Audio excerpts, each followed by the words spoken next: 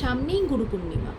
আর যারা ধরো মেন্টালি প্রচণ্ড ডিস্টার্ব হয়ে আসো, নিজেদের ভেতরে রীতিমতো একটা অ্যাংজাইটি কাজ করছে, সঠিক টাইমে সঠিক কিছু ডিসিশান নিতে পারছো না, রীতিমতো একটা ডিপ্রেশন কাজ করছে, প্রচণ্ড চিন্তা করছো যে কোনো ব্যাপারে, সেটা নিজের কাজ বলো, ফ্যামিলি লাইফ বলো, যে কোনো কিছু নিয়ে হয়তো নিজে এত ডিস্টার্ব হয়ে আছো, প্রচুর মানে পাজলড অবস্থায় আছো, কিছুতেই কোনো ডিসিশানে আসতে পারছো না, মেন্টালি প্রচণ্ড ডিস্টার্ব ফিল করছো, একদম একটা স্টাকড অবস্থা হয়ে আছে, এইরকম যাদের পরিস্থিতি হয়ে আছে তারা এই দিনকে, এই গুরু পূর্ণিমার দিনকে সবার আগে সকালবেলায় যখন তোমরা স্নান করবে তখন জলের ভেতরে অল্প একটু সন্দক নুন বা রক সল্ট যে কোনো একটা দিয়ে স্নান করো। স্নান টান করে উঠে তোমার নিজের যে আরাধ্য বা মহাদেবের সামনে বসে একটা ঘিয়ের প্রদীপ জ্বালিয়ে ওম সোম সোমায় নমঃ এই মন্ত্রটা 108 বার চ্যান্টিং করো।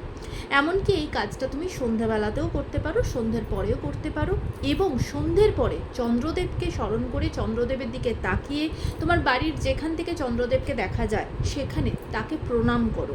এদিন চন্দ্রদেবকে তুমি অর্ঘ্য দিতে পারো। অবশ্যই এই দিন মহাদেবকে কাঁচা দুধ দিয়ে অভিষেক করো।